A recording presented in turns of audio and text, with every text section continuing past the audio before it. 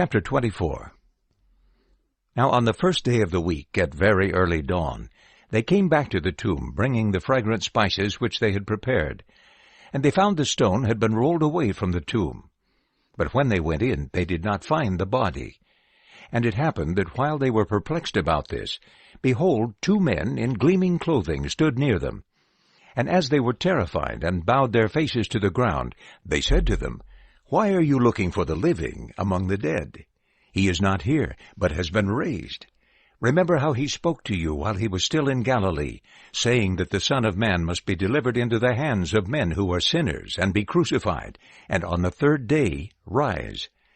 And they remembered his words, and when they returned from the tomb, they reported all these things to the 11 and to all the rest. Now Mary Magdalene, and Joanna, and Mary the mother of James, and the others with them, were telling these things to the apostles. And these words appeared to them as nonsense, and they refused to believe them. But Peter got up and ran to the tomb, and bending over to look, he saw only the strips of linen cloth. And he went away to his home, wondering what had happened. And behold, on that same day 2 of them were traveling to a village named Emmaus, that was 60 stadia distant from Jerusalem. And they were conversing with one another about all these things that had happened. And it happened that while they were conversing and discussing, Jesus himself also approached and began to go along with them. But their eyes were prevented from recognizing him. And he said to them, "What are these matters that you are discussing with one another as you are walking along?" And they stood still, looking sad. And one of them, named Cleopas, answered and said to him, "Are you the only one living near Jerusalem, and not knowing the things that have happened in it in these days?" And he said to them, "What things?" So they said to him, "The things concerning Jesus, the Nazarene, a man who was a prophet, powerful in deed and word before God and all the people, and how our chief priests and rulers handed him over to a sentence of death and crucified him. But we were hoping that he was the one who was going to redeem Israel. But in addition to all these things, this is the 3rd day since these things took place. But also some women from among us astonished us, who were at the tomb early in the morning, and when they did not find his body, they came back, saying they had seen even a vision of angels, who said that he was alive. And some of those with us went out to the tomb and found it like this, just as the women had also said. But him they did not see. And he said to them, "O foolish and slow in heart to believe in all that the prophets have spoken. Was it not necessary that the Christ suffer these things, and enter into his glory?" And beginning from Moses and from all the prophets, he interpreted to them the things concerning himself in all the Scriptures.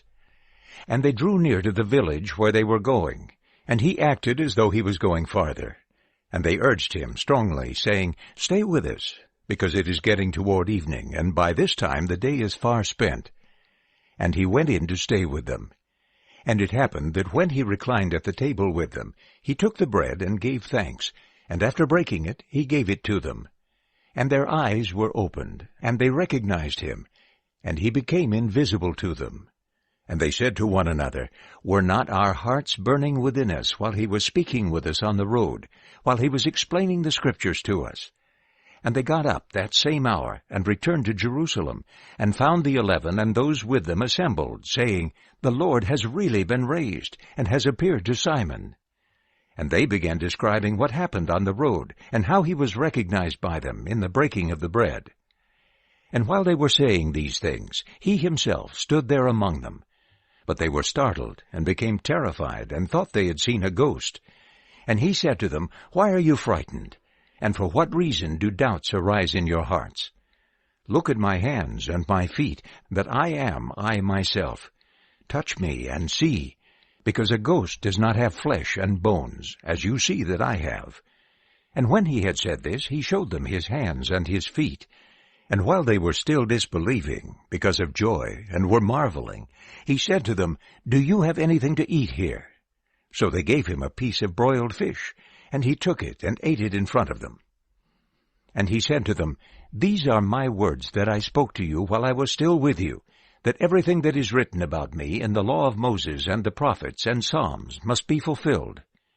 Then he opened their minds to understand the Scriptures, and said to them, "Thus it is written that the Christ would suffer and would rise from the dead on the 3rd day, and repentance and the forgiveness of sins would be proclaimed in his name to all the nations, beginning from Jerusalem. You are witnesses of these things.